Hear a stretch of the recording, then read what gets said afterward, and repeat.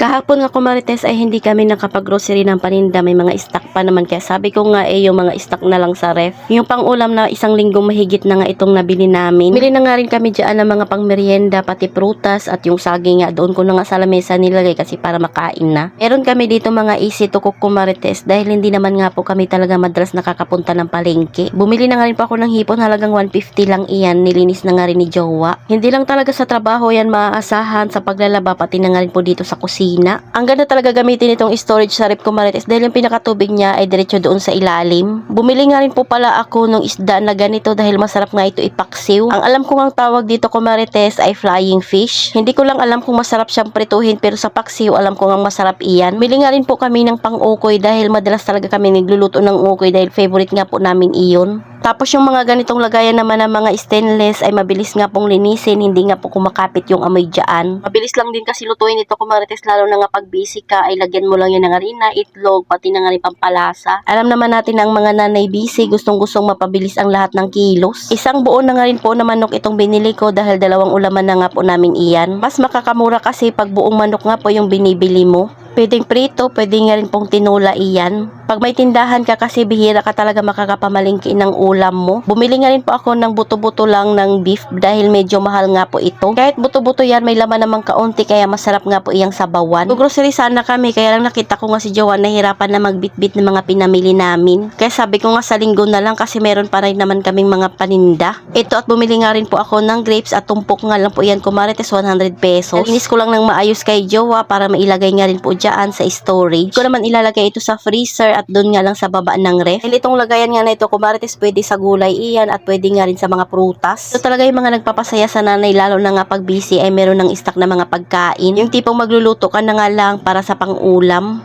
Pakita ko nga lang kumarites, ito nga po yung tinaw ko para panghalo sa munggo na lulutuin ko. Last week ko pa ito nabili at naka-frozen nga lang po iyan. Pag magtoka nga ng meat ay diretso talaga yung pinakatubig niya sa ilalim. Hindi na nga ako nag-yellow dyan kumarites dahil nilalagyan ko na lang namin ng pang-ulam iyan. Marami naman na kami dito nagtitindahan. Sa dalawang katabi ng tindahan ko ay parehas naman na silang may yellow. Kaya ito ice candy nga lang po yung nilalagay ko dyan. Tapos yan mga pagkain na lang. Minsan nag-yellow ako pero madalas talaga ay hindi. Pag nang-short kasi ako ng RH kumarites na malamig ay dito ko talaga nilalagay. Nakapagbabad na naman na namunggo kumarites kaya ayan sabi ko nga kay Jowa ay linisin niya na lang iyan. Siya pa rin ang nag-aasikaso dahil ako nga po doon sa tindahan tapos nagvi-video nga rin po ako ng mga product na kailangan kong videohin. Sabi ko maghiwa lang siya ng bawang, sibuyas at kamatis. Pinuhin nga sana niya yan kumarites pero sabi ko nga ilakihan niya na lang. Yung pagpapakulo nga po ng munggo ay isasabay ko na doon sa pagluto ko ng karne para mas lumambot talaga yung pinakakarni niya. Kaya pinapakuluan ko nga po iyan ng hiwalay pero may nag-comment na mas masarap nga po at mas malambot yung karne pagkasabay na nga po silang pakuluan. O diba nakakatuwa itong aking lagayan ng sibuyas, bawang, kamatis dahil 43 pesos lang tapos napakaganda na. Hindi ka nagagamit ng maraming platito dahil dyan pa lang ay pwede na silang pagsamasamahin. Itong tadtaran nga namin kumarites sa silver part nga po ay dyan nga hinihiwa yung gulay tsaka yung mga ingredients.